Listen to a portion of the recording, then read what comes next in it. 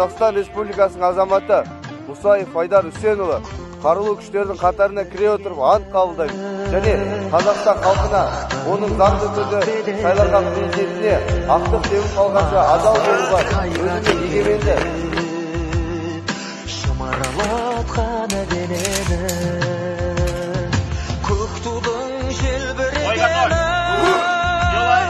жаныма қуат береді. Әскери қызметтің қиыншылықтары мен ауыртпалықтарға табандылық көрсетіп беруге ант етемін. Әскери істі ынта қойып меңгеруге, әскери және халық мүлкін аялап ұстауға, әскери және мемлекеттік құпиясын сақтауға ант етемін.